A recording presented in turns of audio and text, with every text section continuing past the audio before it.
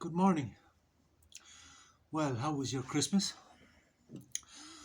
Mine was in incongruous. With the most best word I could pick for it. Everything Christmas is supposed to be, or everything you think Christmas should be, it wasn't. But that was perfectly okay. I'm used to that at this stage, and I'm lucky enough to have the philosophy that I can enjoy this experience. Uh, I didn't have any expectations. That's how we ended up here. I didn't have any expectations for Christmas. I didn't have any plans of going here and going there. It was a spontaneous decision to throw myself into the abyss. And when you throw yourself into the abyss, it's just moment by moment by moment. Just to sit right here, right now, and process every moment. But I don't know if you ever saw the film Parasite. That was a sort of documentation of the absurd and the absurdity of the universe. And I think my whole Christmas was sort of like a lesson in the absurd, because like I remember, like, I often used to say about women that are getting married, how stressful it must be for people that are getting married, because ever since they're about that height, they have this idea of this perfect day and how it's going to be and all the rest. I say, how stressful must it be trying to control everything and trying to control everybody and trying to make it exactly as you think it should be, as you think it ought to be, as your make reality match your expectations. And sometimes I suppose it does, but at the end of the day, you must be so stressed. I don't know how people enjoy it. And then they just say, "Oh yeah, it was a great day and all the rest." But in all honesty, it must be very stressful trying to control everything to that extent. But I suppose Christmas can often be a bit like that. You have a protocol on how Christmas is supposed to be, and from all the films, that you nearly should be expecting snow, a white Christmas and everything, like, and then you try to support this delusion by saying, "Oh, happy Christmas," and you look for things to try and support this delusion of how Christmas ought to be, how Christmas should be. And I think this year the universe really went out of its way to take everything and turn it on its head like that. So I sort of sat here like for a lot of the day, and just trying to all going on out here in here, all going on out there, and here's me sitting just trying to join the dots. But as Kierkegaard said, it's very easy to join the dots looking backwards, but life has to be lived going forwards. Sylvia Plath said that as well, and Steve Jobs, but Kierkegaard was the first to say that it's easy to join the dots looking backwards, but life has to be lived going forwards. So you're sitting here in all the absurdity and everything that Christmas is supposed to be, and I mean everything that was supposed to be, it wasn't. But sure, what can you do? Only enjoy the experience. It was a bit surreal and it was a bit strange, and the only thing that would make it good or bad is my opinion. And to be honest, I thought the whole thing was just fucking amazing. Uh, it was everything that Christmas is not, but it was still amazing just sitting here, just trying to process everything, and that includes your thoughts. And it wasn't a day for philosophy, because I wasn't even getting into it on social media, and I didn't even answer all my messages back because I was just busy sitting here in the moment, just trying to process this shit. You know what I mean? But I'm used to that at this stage, and just like not having any expectations, sitting here in the moment, not trying to make it. Not because I think that I used to hate Christmas, but I now realise that it was trying to everybody trying to make it what they think it ought to be, impose their will on life, is what makes a bit of a fuck of it. You know what I mean? But but if you just control yourself, you just sit here and you say to yourself, you're allowed the odd what the fuck, you know what I mean? But I think the fact that it was so different and so crazy, it sort of made it a whole quite an interesting experience.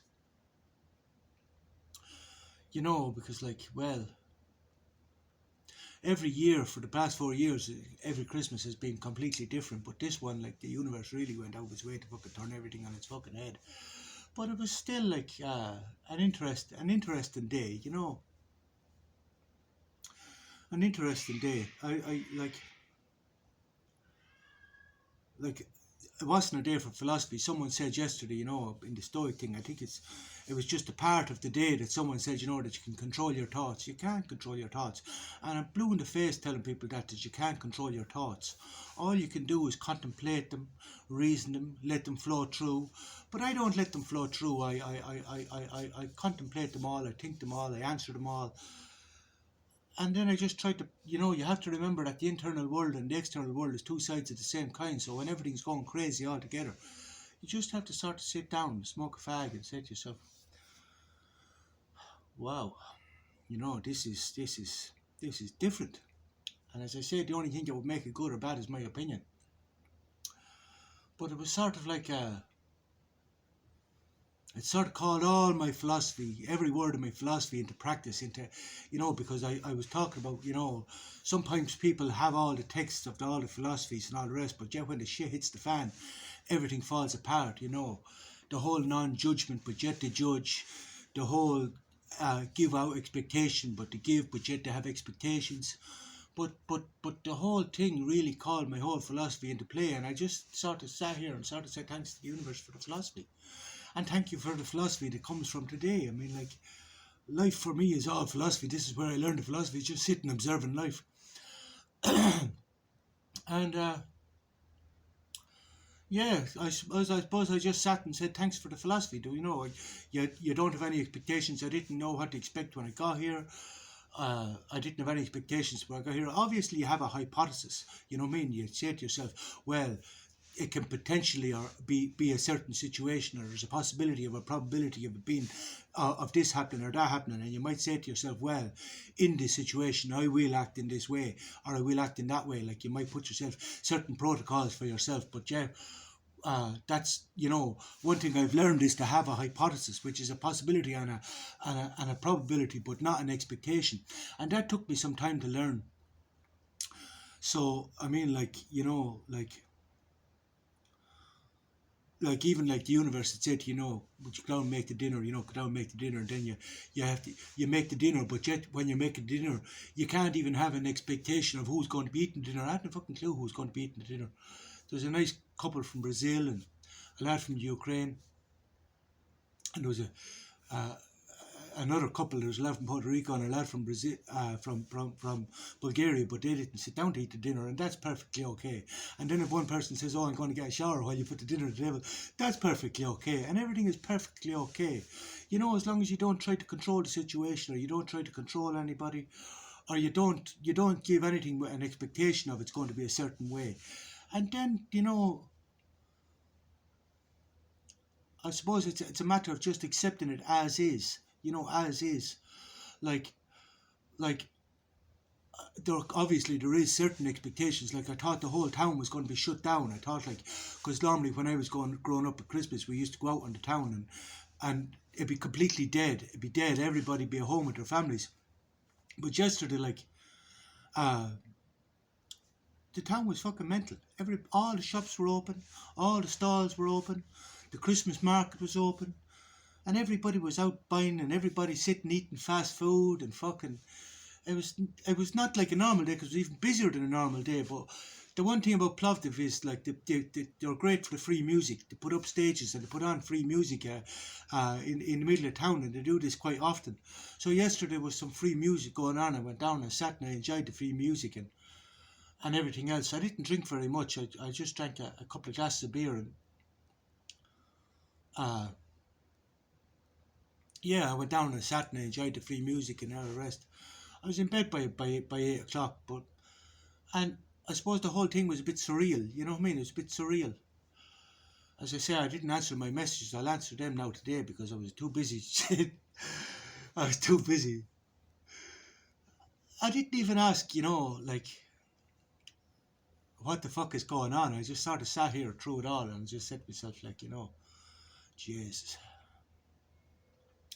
And that in itself made it a bit amazing, you know. It was like I suppose, yeah, it was a bit amazing.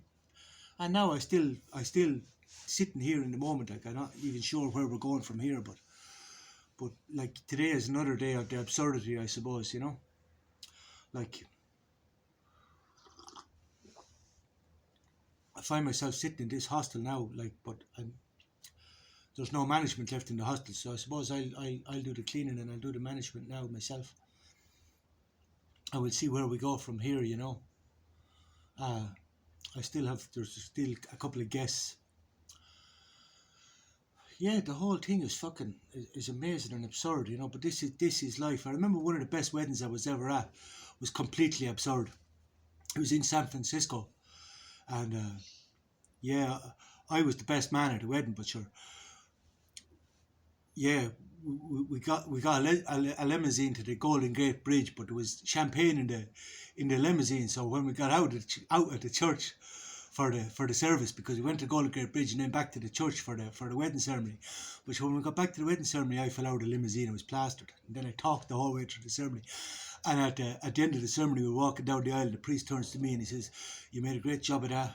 And I says, "Ah, fuck off." And then the whole thing got more and more absurd.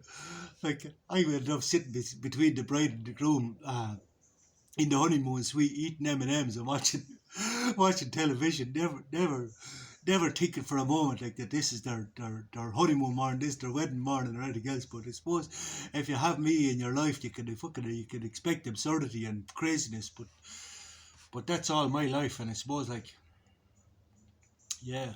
But that was the best wedding I was ever at. That was a completely absurd wedding, but it was a great wedding. Like, that was a marvellous wedding because nobody tried to control anything. Everything just went. But yeah, it was the best wedding I was ever at. It was really, really enjoyable day, you know. Despite what the priest thought of it. And I suppose that's what the philosophy is all about, you know, like, because, like, you know, people often say to me, you know, as it was, as it is, as it will be, you know, as is, and I always try to sit here and say to myself, yeah, but how is it, what is it? And I find it hard to just accept it as is, but still I don't accept it as is. I still think about everything, and I sit and I watch everything, and I do try and join the dots, and I do try to understand people and try not to judge anybody, you know, because for some people, you know, it's sort of I suppose it's sort of a tough time of the year, you know, like, you know, many young people, you know, they might be a bit estranged from their family or whatever, and this is difficult. This must be very difficult for them to process. It's all right for me. Like, I could give two fucks. I'm used to this shit. I'm used to life being absolutely crazy. But if you're only 19 years of age, I can understand, like, how difficult these things must be to deal with. Like, I'm okay. I have the philosophy, you know, and I'm busy. Like, yeah, I'm used to the whole craziness, you know, and the whole absurdity, and I'd given up the whole expectations a long time ago. Yeah, but it's just part of the crazy life, and I suppose I'm enjoying it, yeah. And so we'll see how we go from here. I don't know how your day was, but I hope everybody enjoyed it. And I'll go back now this morning, and I'll answer my posts. And thank you very much to everybody who wished me a happy Christmas. I really, like, you know, people are the essence of life, you know. And I think that's the most important message for Christmas, that people are the essence of life.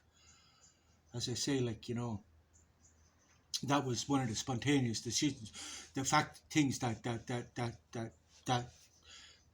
in deciding to come here, like, I could have sat down back in Blico Terranova on my own, but I said people are the essence of life, so let's go in search of people, and I met some lovely people, you know. I met some lovely people, like, and had dinner with some lovely people, and then they went off. They went off. They're gone Bucharest, and you have Ukraine's leaving today, and